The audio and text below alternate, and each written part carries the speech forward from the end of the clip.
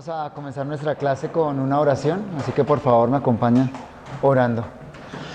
Amado Padre nuestro, Dios de los cielos, muchas gracias por estas clases, Señor, por el tiempo que tú mismo has dispuesto, Señor, y todos los recursos, Señor, todas las cosas necesarias para que se puedan realizar. Gracias por lo que podemos comprender, Señor, con respecto a tu palabra, y en estas clases, Señor, queremos rogarte que podamos tener un aprecio mayor por las Sagradas Escrituras, Señor, que podamos comprender la responsabilidad que tenemos de tener un entendimiento apropiado de ella para nuestras propias vidas y también para aquellos a los cuales compartamos tu palabra, Señor. Te rogamos que nos ayudes, Padre Celestial, a entender estos conceptos, que los podamos asimilar y podamos ver cómo se aplican, Señor, en la manera como leemos y estudiamos la Sagrada Escritura, Señor, pero sobre todas las cosas, que todo esto contribuya a un mayor entendimiento para la gloria de tu nombre, Señor, a la medida que tu palabra transforma nuestras vidas, Señor. Te lo rogamos en los méritos de Jesús nuestro Salvador. Amén. Muy bien, déjenme decir algunas cosas antes de retomar nuestro tema. Lo primero es decirles que la hermenéutica realmente es algo que se construye a lo largo de toda la vida. En otras palabras, en un curso de hermenéutica aprendemos los aspectos fundamentales de lo que es la interpretación, aprendemos las reglas, pero usted va a llegar a ser un buen intérprete de las Escrituras es en la medida que se aplique a leer e interpretar el texto bíblico. Esto simplemente son las herramientas, son pautas para que usted sepa cómo debe abordar el texto bíblico, pero la mejor manera de llegar a ser un buen intérprete de las Escrituras es interpretando las Sagradas Escrituras, es leyendo el texto, es aplicando las normas, es gastando el tiempo necesario para comprender el texto. Ahora, eso inicialmente es una tarea en alguna medida dispendiosa. Por ejemplo, en lo que estamos hablando del estudio de palabras, cuando usted comienza a desarrollar esto como parte de su hábito hermenéutico, pues puede llegar a ser dispendioso. Digamos, si usted está haciendo el estudio de un capítulo entero de la Biblia, pues eso le va a tomar bastante tiempo. Pero en la medida que usted se aplique a eso y lo esté haciendo como algo constante en su vida, todo ese conocimiento que va adquiriendo y toda esa experiencia, toda esa pericia que va logrando a lo largo de todo su ejercicio hermenéutico, lo va a hacer usted un mejor intérprete de las Escrituras. Finalmente, lo que le va a dar a usted es mayor independencia en sus propios criterios, le va a dar mayor independencia con respecto a los comentarios, y eso es lo que buscamos realmente, que nosotros seamos fieles a las Sagradas Escrituras y que nosotros podamos tener una relación directa con la Biblia, no mediada por lo que otros han dicho de ella. Así que el esfuerzo inicial vale la pena, pero es un esfuerzo que con el pasar del tiempo se va a ver compensado y por lo tanto la labor hermenéutica va a ser más fácil posteriormente. Lo otro es que con respecto a lo que hablábamos del significado de las palabras, de buscar los términos y todo eso, no todos los términos son igualmente relevantes en los pasajes. Eso quiere decir que cuando usted estudia un pasaje, no va a tener que necesariamente hacer el estudio de todas las palabras que están allá en ese texto, sino que va a tener que hacer el estudio de las palabras que el mismo texto revela que son importantes, porque están repetidos, porque tienen un concepto teológico detrás, porque usted nota que están siendo usadas de una manera diferente a como sería el uso normal, etc. Claro, si usted parte del texto original, el solo hecho de tener que traducir el texto lo va a confrontar con todas las palabras. Va a tener que por lo menos leer todas las palabras en el original y proveer una traducción sencilla de cada una de ellas, pero en ese proceso o en el proceso que hicimos ayer de comparar versiones, usted va a notar que hay unas palabras que requieren un estudio mayor.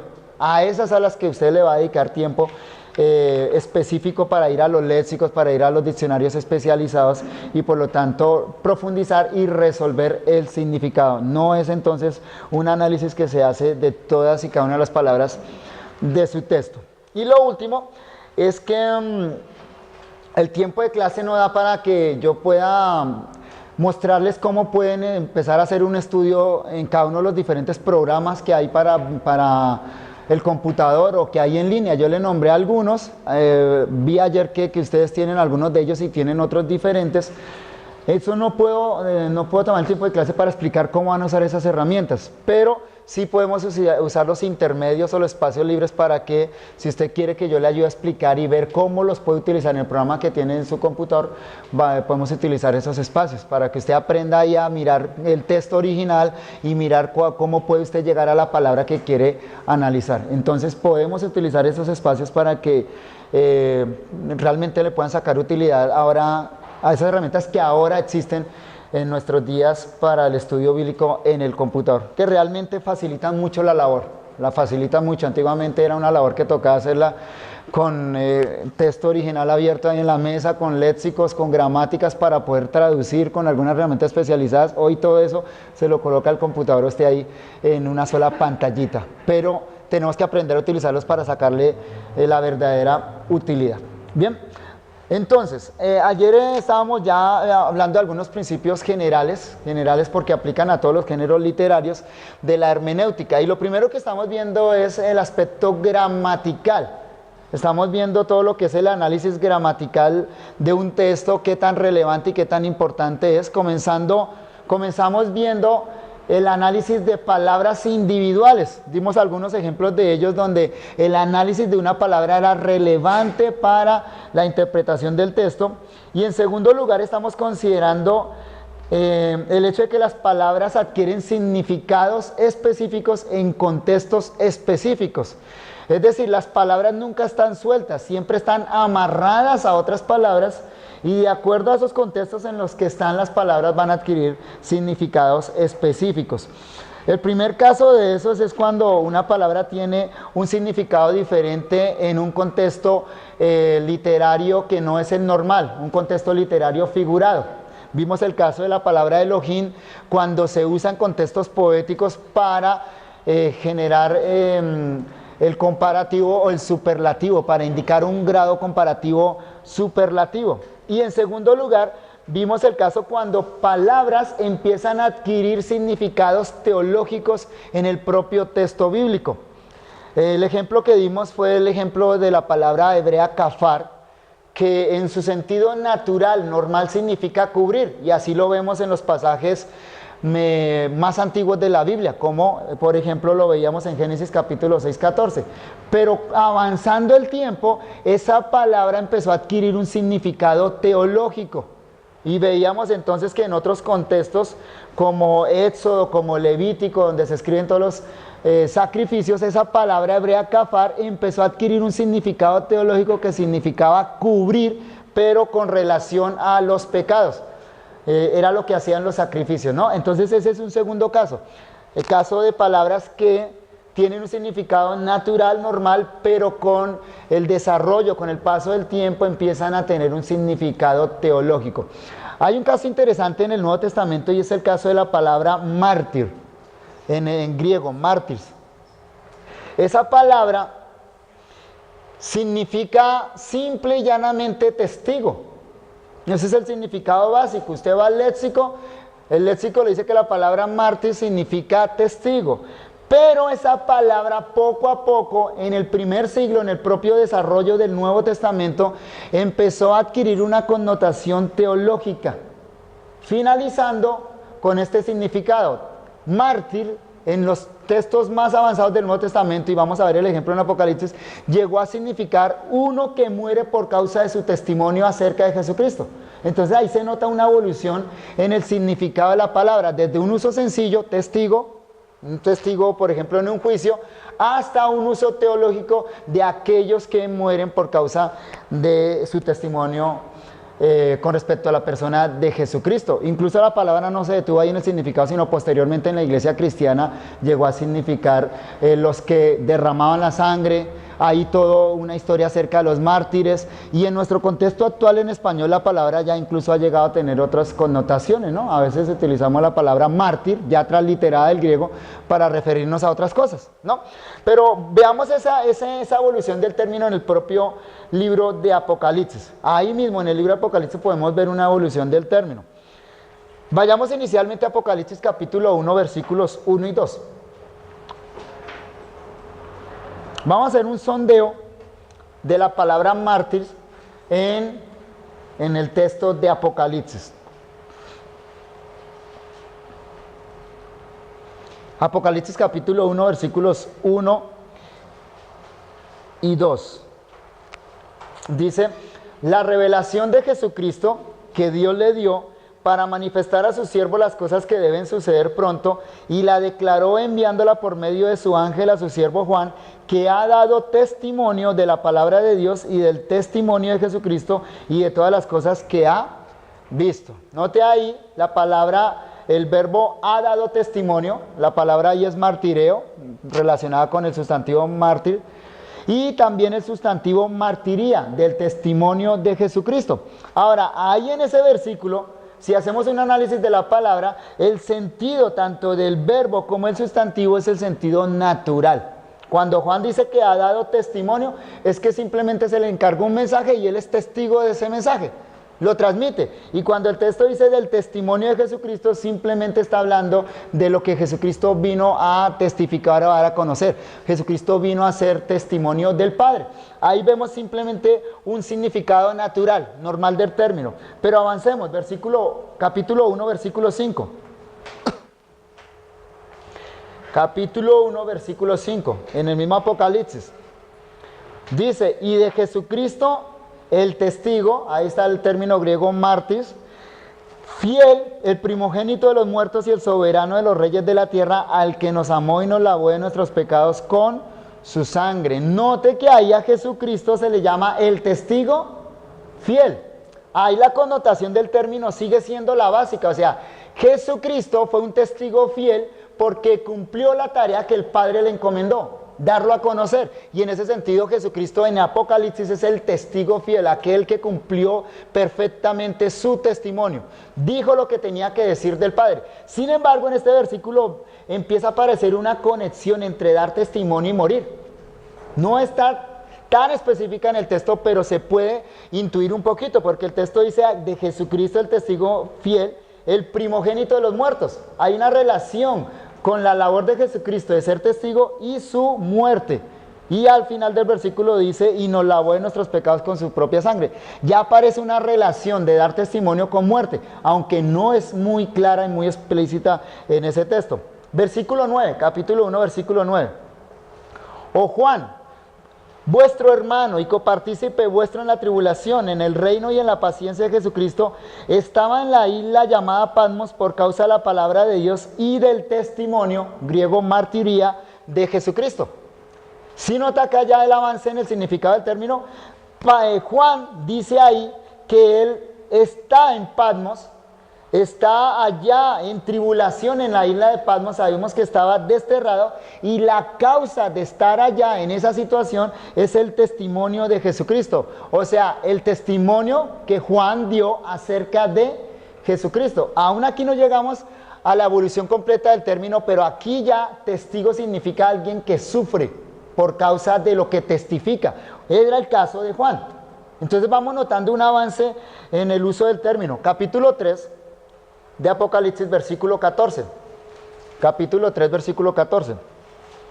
Entonces lo que estamos notando en esto es que los términos cambian de significado de acuerdo a sus contextos. Y el caso que estamos contemplando específicamente es cómo un término puede pasar de un uso normal a un uso teológico, a un uso especializado.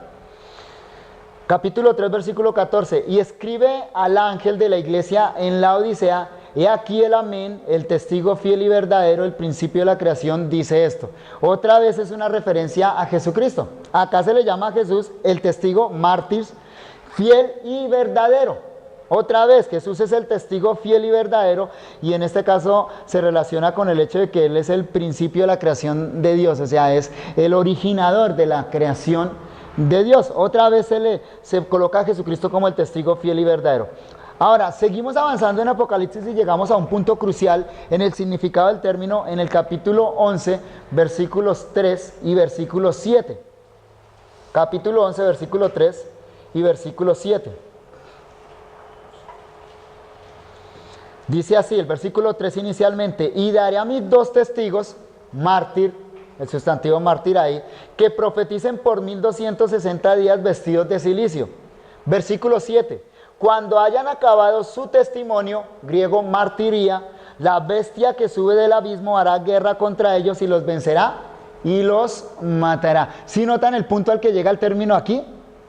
Aquí ya el término llega a un punto en el cual el mártir es aquel que muere por causa de su testimonio con respecto a Jesucristo. Dice el texto, daré a mis 2 testigos, 2 que van a testificar a favor de Jesucristo. Van a hablar las palabras de Jesucristo. Dice que va a profetizar por 1260 días vestidos de cilicio. Y el versículo 7 dice, cuando hayan completado su testimonio, o sea, cuando hayan cumplido la tarea de testificar totalmente todo lo que se les dio para decir, dice, la bestia que sube al abismo hará guerra contra ellos y los vencerá y los matará. ¿Qué sucede con estos mártires?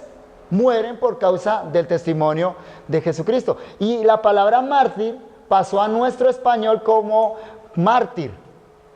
Y en nuestro español la palabra tiene la connotación de eso, de alguien que muere por causa del testimonio. Acá se alcanza ese punto crucial del significado de la palabra. Miremos capítulo 12, versículo 10 y 11. Capítulo 12, versículos 10 y 11. Entonces oí una gran voz en el cielo que decía, ahora ha venido la salvación, el poder y el reino de nuestro Dios y la autoridad de su Cristo, porque ha sido lanzado fuera el acusador de nuestros hermanos, el que los acusaba delante de nuestro Dios día y noche. Y ellos le han vencido por medio de la sangre del Cordero, y escuchen esto, y de la palabra del testimonio, martiría de ellos, y menospreciaron su vida hasta la muerte. Otra vez, y acá ya de una manera definitiva en el texto de Apocalipsis, encontramos la relación entre dar testimonio y morir por causa de ese testimonio. Es más, Juan acá dice que ellos vencieron al diablo, vencieron a la bestia a través de ese acto de martirio, a través de ese acto de estar dispuestos a testificar de Jesucristo hasta el final, incluso entregando sus propias vidas. Eso trajo como resultado que vencieron a la bestia. Este es el punto más alto del significado del término en el libro de Apocalipsis. El tema del testimonio es un tema importante en todo el libro de Apocalipsis. Usted puede hacer un sondeo de los términos que antes nombré. Por ejemplo, el sustantivo mártir aparece 5 veces en el libro de Apocalipsis. El verbo martireo, testificar, aparece 4 veces en el libro de Apocalipsis. El sustantivo martiría, testimonio, aparece 9 veces en el libro de Apocalipsis, y el sustantivo martirion 1 vez en el libro de Apocalipsis. Es decir, todas las palabras relacionadas a mártir en total aparecen 19 veces en el texto de Apocalipsis. Por ahí podemos ver entonces que es uno de los temas fundamentales, uno de los temas principales del libro de Apocalipsis. De acuerdo a lo que vimos anteriormente, Jesús mismo es el testigo fiel y verdadero, el mártir fiel y verdadero. O sea, Él es el prototipo de qué es ser un testigo. Si queremos ser testigos, tenemos que ver qué fue lo que hizo Jesucristo como testigo. Los 2 profetas son testigos que dan su vida por causa del testimonio de Jesucristo. Capítulo 11, versículo 3. Capítulo 2, versículo 13, 2:13, dice que Antipas es el testigo y que está sufriendo por causa de ser testigo de Jesucristo. Y hay una referencia en capítulo 17, versículo 6, a los mártires cristianos, a los mártires que han muerto por causa de Jesucristo. En todos esos casos que acabo de mencionar, está de por medio la muerte. Pero aquí claramente el martirio implica dar testimonio de la verdad, así como un mártir. Jesús es el testigo fiel y verdadero, no simplemente como aquel que ha sido crucificado, sino como aquel que transmite su testimonio y da ese testimonio de la verdad ahora a sus discípulos, para que continúen dando ese testimonio aún a pesar de entregar sus propias vidas. Entonces, noten entonces cómo un término puede cambiar su significado, cómo puede desarrollar ese significado hasta llegar a tener una connotación teológica clara. Y uno tiene que estar atento entonces de eso cuando analiza palabras en la Biblia. Una herramienta útil acá pues es la concordancia. Simplemente, y hoy en día pues una concordancia electrónica, Fácilmente los programas de computador le permiten a usted hacer una búsqueda rápida, un barrido rápido de las veces que ese término aparece en el texto. La sugerencia, por supuesto, es que usted pueda hacer un barrido de esa palabra desde el idioma original. La mayoría de programas lo permiten hacer aunque usted no conozca el griego o el hebreo, porque tiene el término español y el interlineal tiene pegado el término griego. Generalmente usted le hace un clic y aparece, o le hace un clic secundario y ahí aparece una acción de búsqueda en el texto. Entonces, hoy en día es muy fácil hacer una búsqueda de concordancia, ya no es necesario tener la concordancia grecoanalítica gordísima para hacer un tipo de búsqueda de estas. Usted lo puede hacer fácilmente en el computador, busca la palabra y empiece a analizar la palabra en el mismo autor, en el mismo libro en el que usted la encontró. Posteriormente puede saltar entonces a otros libros para ampliar el significado del término. Pero note que eso fue lo que hicimos acá en Apocalipsis. Buscamos la palabra en Apocalipsis, analizamos los textos y encontramos que hubo un desarrollo en el significado de la palabra. Bien, entonces eso con respecto a que las palabras cambian, a veces adquiriendo significados teológicos. Ahora, con respecto a los géneros literarios, estamos hablando de que las palabras adquieren significados específicos en contextos específicos. Otro caso de eso son los géneros literarios y las figuras del lenguaje. Los géneros literarios y las figuras del lenguaje. Voy a nombrar algo muy corto acá porque después vamos a tener un capítulo solo dedicado a eso. Pero por observación nosotros sabemos que hay palabras que cambian de significado.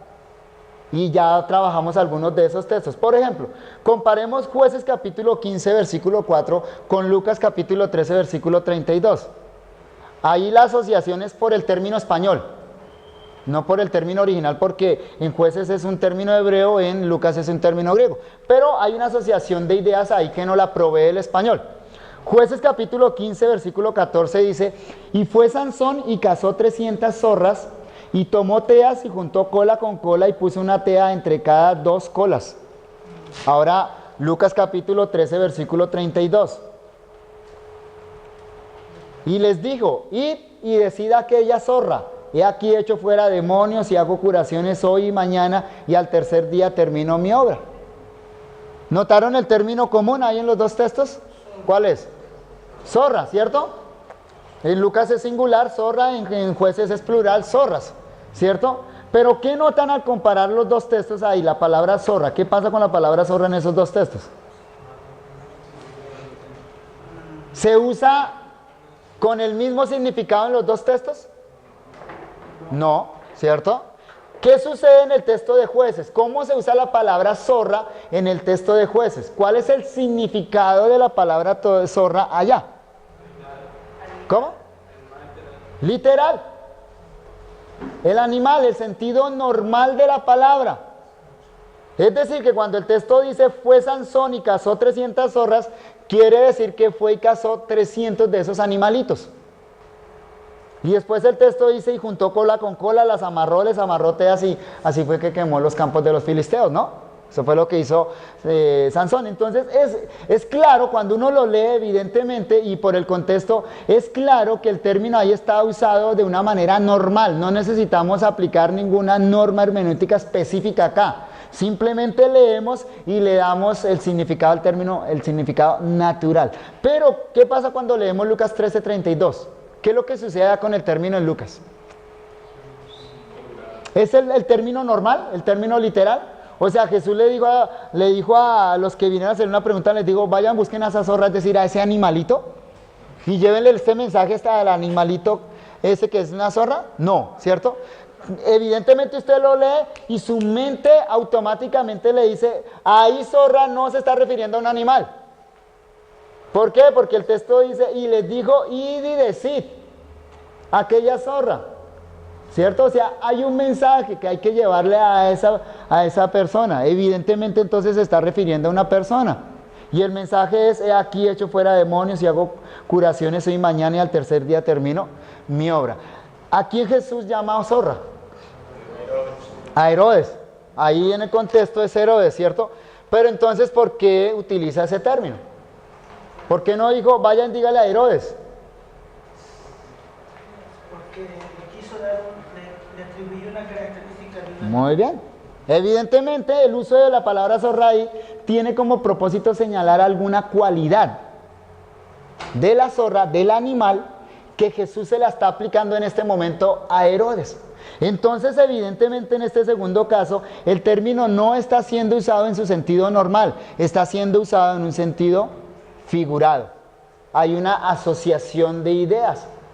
Entonces, eso es muy común en las Sagradas Escrituras y vamos más adelante a tener un capítulo dedicado solo a explicar esos asuntos de lo que es el sentido figurado o lo que es estar atentos a los géneros literarios.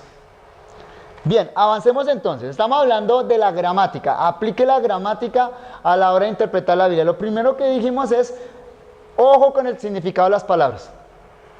Segundo, dijimos, ojo con el uso de las palabras, de los significados que las palabras adquieren en contextos específicos. Una tercera consideración acá es trabajar en unidades lingüísticas menores. ¿Y qué quiero decir con eso? Lo que quiero decir es que las palabras por sí mismas, solitas, no transmiten mensajes.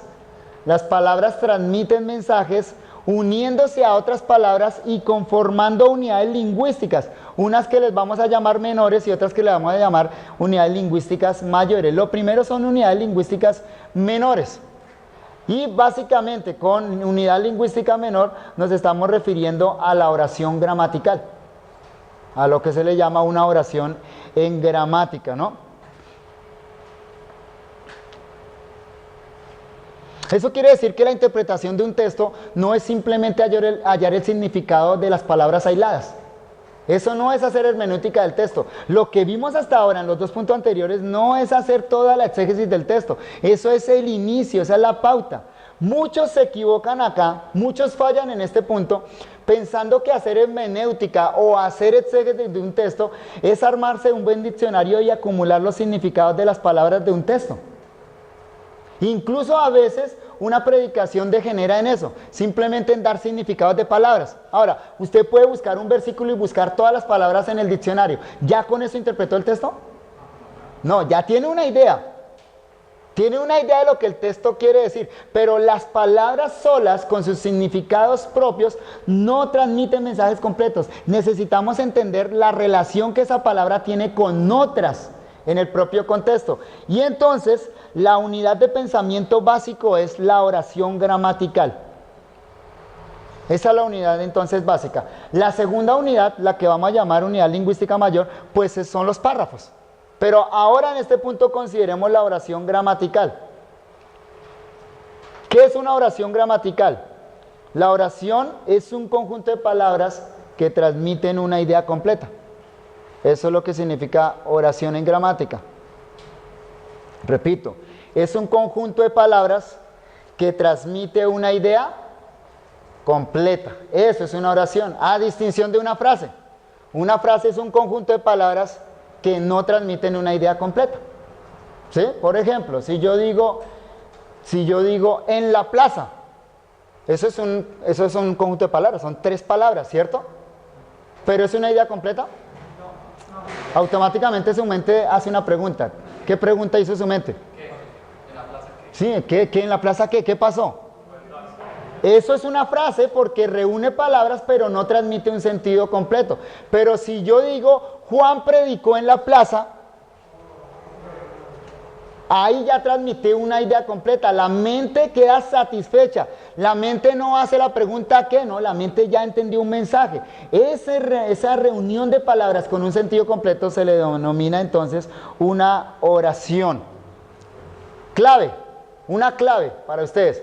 ¿Cómo identificamos las oraciones gramaticales en la Biblia? ¿Saben ustedes? Signos de puntuación. ¿Y cuál es el signo de puntuación que nos divide las oraciones?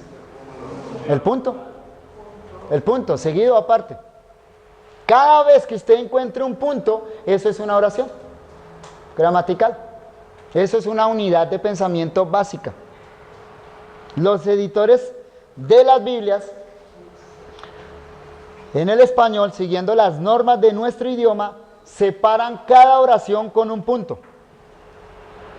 Y también las ediciones modernas de los textos griegos y hebreos separan los versículos. En el griego con signos de puntuación y se utiliza el punto como la división de las oraciones, y en el texto hebreo con lo que el signo que se le denomina el sof pasuk, que son 2 puntos, eso indica la finalización de una oración. Entonces usted tiene que estar al tanto de eso.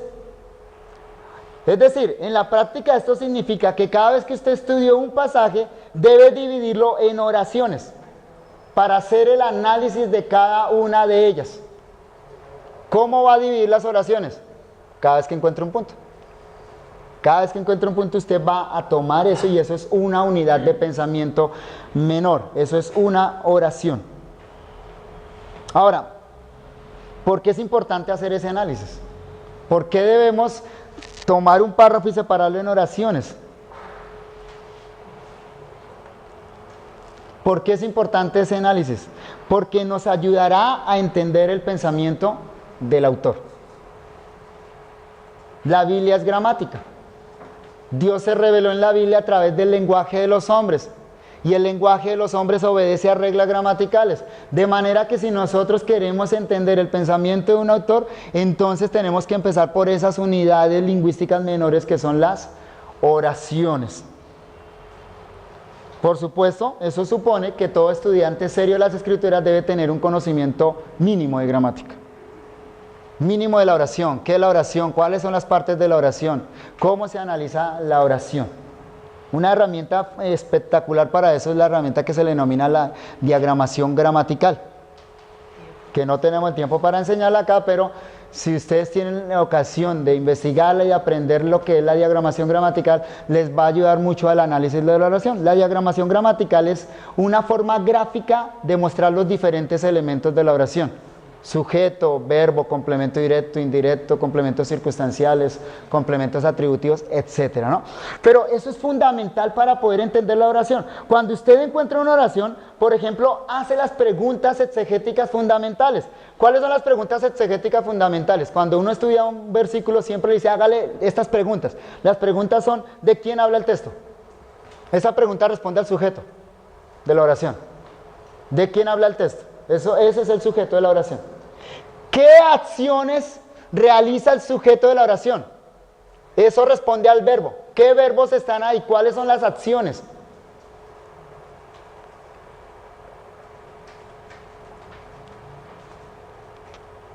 ¿En qué circunstancias se dan? ¿Cuándo? ¿Dónde? ¿Cómo? Todo eso responde a lo que se le denominan complementos circunstanciales. Si usted no puede hacer el análisis de la oración, entonces no puede responder esas preguntas, y ahí es donde se cometen los mayores errores de interpretación bíblica. Por la ignorancia de las reglas gramaticales, por la ignorancia de los elementos de la oración. Lamentablemente, entonces, como les dije, no podemos acá enseñar todos esos pormenores de la gramática, pero sí puedo señalarles la importancia de aprender entonces el análisis gramatical del texto bíblico. Cada pastor, cada estudiante de la Biblia debería buscar los medios para capacitarse en estas áreas si quiere ser un buen intérprete de las Escrituras. Les sugiero la lectura de un libro muy útil, que es la Gramática Castellana,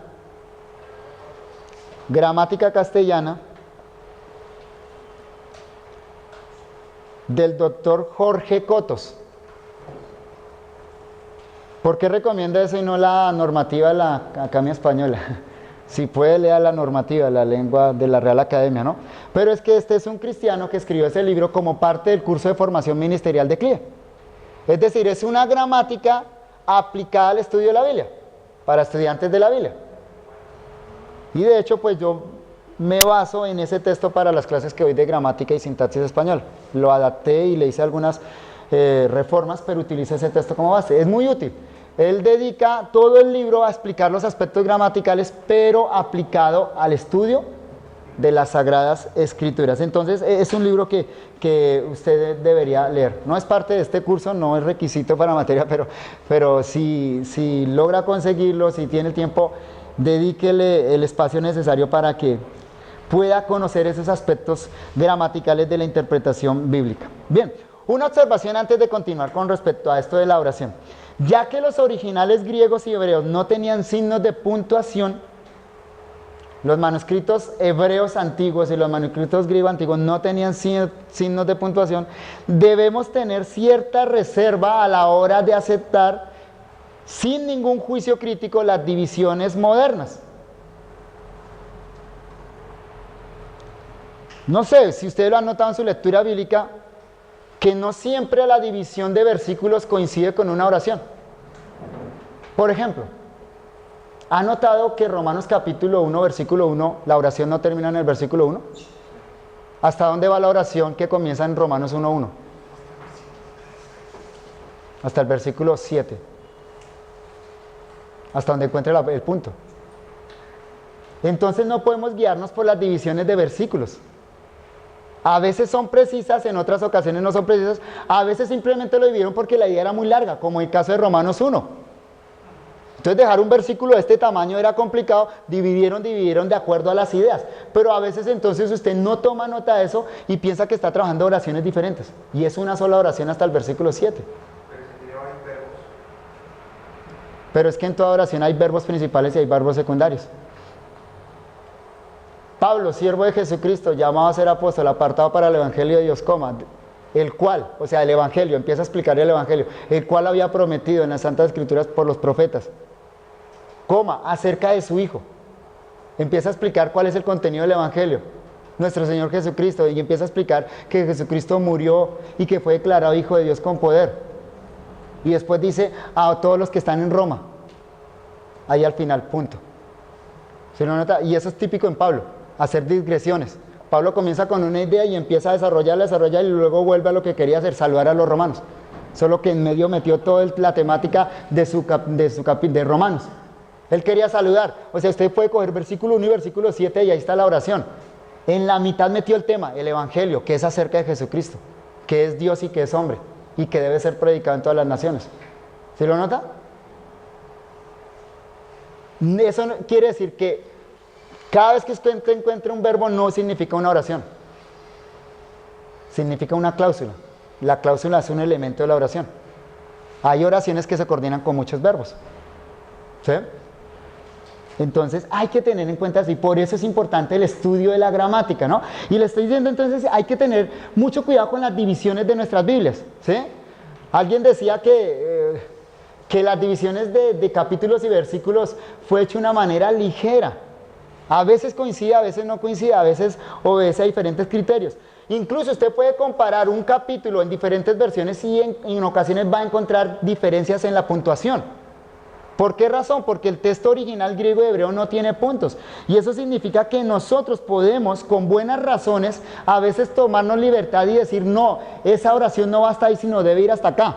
O este párrafo no termina ahí, sino que termina en otro lugar. Pero cuando tomamos estas decisiones deben ser basadas en la gramática del texto. Por ejemplo, el ejemplo clásico con respecto a una mala división de párrafo es Efesios capítulo 5, versículos 20 y 21. Miremoslo. Efesios capítulo 5, y lastimosamente si usted no está al tanto de eso, pues enseñó hasta el capítulo 20 y cree que en el capítulo 21 comienza un párrafo diferente, y así lo ponen la mayoría de Biblias. Si usted abre su Biblia, la mayoría de Biblias en el versículo 21 pusieron un título y lo separaron el párrafo, ¿sí lo nota?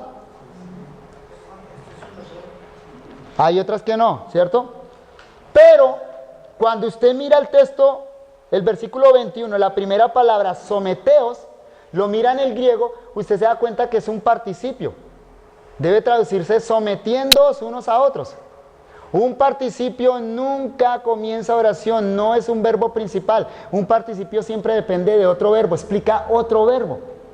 Y entonces tenemos que devolvernos ahí en el pasaje y nos devolvemos al versículo 20, y el versículo 20 dice, dando siempre gracias. ¿Nota el participio, dando siempre?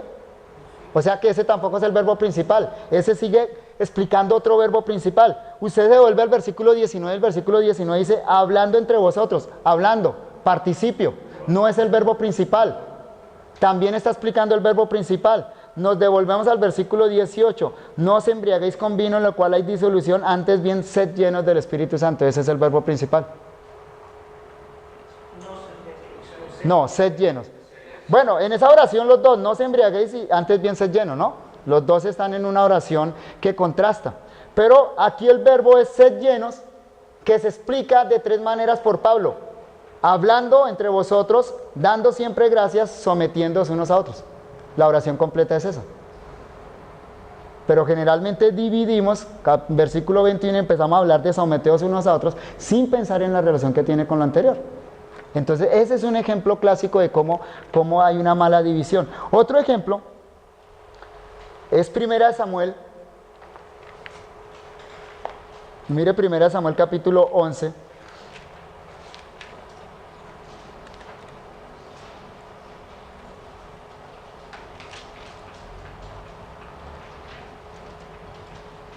El versículo 15. 1 Samuel capítulo 11, versículo 15.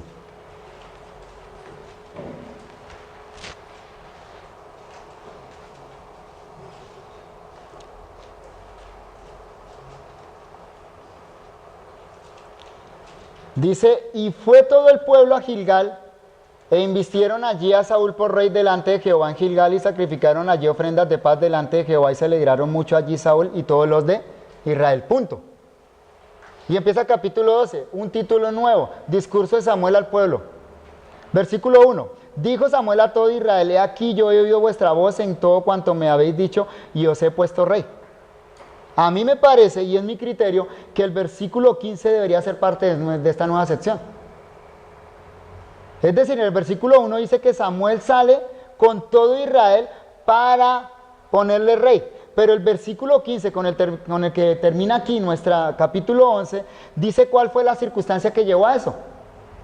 Entonces, si leemos versículo 15 con el versículo 1, notamos que ahí hay una unidad de párrafo que continúa posteriormente. Y fue todo el pueblo a Gilgal, e invistieron allí a Saúl por rey delante de Jehová en Gilgal, y sacrificaron allí ofrendas de paz delante de Jehová, y se alegraron mucho allí Saúl y todos los de Israel. Dijo Samuel a todo Israel, he aquí yo he oído vuestra voz en todo cuanto me habéis dicho, y os he puesto rey. ¿Sí notan la unidad temática ahí?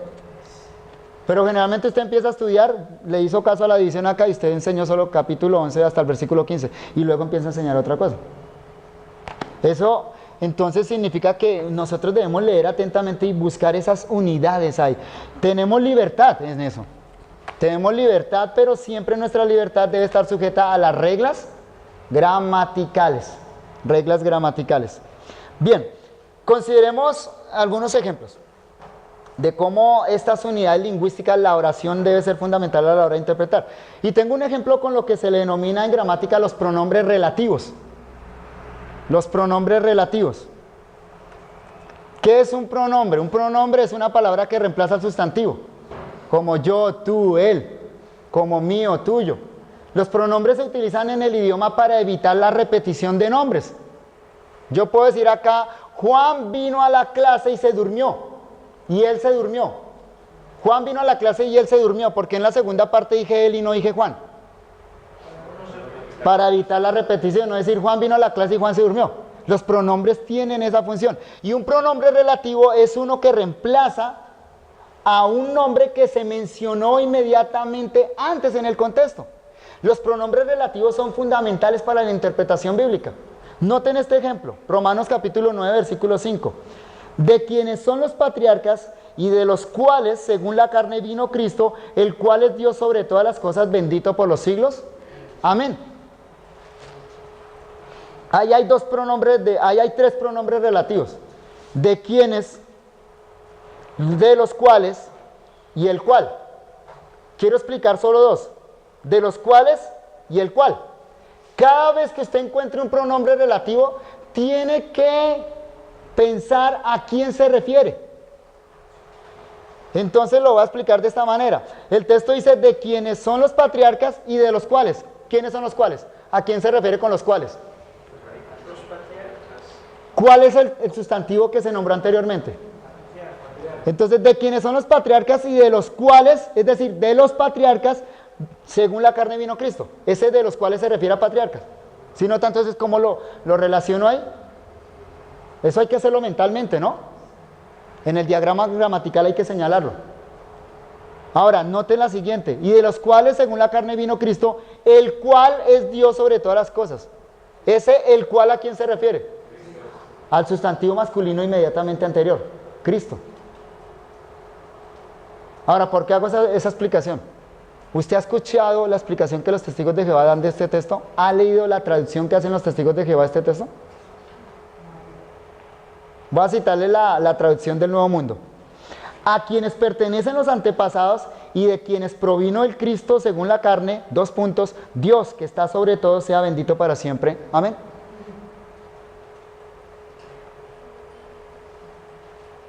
¿Qué pasó ahí? El pronombre relativo se convirtió en 2 puntos. De los cuales provino el Cristo según la carne, Dios que está sobre todos, sea bendito para siempre, amén. Entonces, en ese versículo, en esa versión, Jesucristo no es Dios. ¿Dónde está la clave de la interpretación? En el pronombre relativo, ¿el cual? Claro, hay que confirmar que está en el texto griego. ¿Y sí está? Son 2 létricas en el texto griego, os, el cual. 2 létricas, O y S. Ah, bueno, sí, claro, o sea, los ejemplos podrían abundar acá. Pero si notan qué tan importante es la gramática. Un pronombre relativo, de ese pronombre relativo depende que este texto diga que Jesucristo es Dios o no. Este es uno de los textos donde más claramente Pablo le aplica deidad absoluta a Jesucristo, porque en este texto Pablo dice que Cristo es Dios sobre todas las cosas. Y en este texto Pablo dice que Cristo es bendito por los siglos y solo Dios es bendito por sí mismo. Los seres humanos somos benditos solo en relación a Dios. ¿Sí lo nota? Entonces, si nos dejamos robar ese pronombre relativo o no supimos explicar el pronombre relativo, perdimos toda la riqueza de este texto.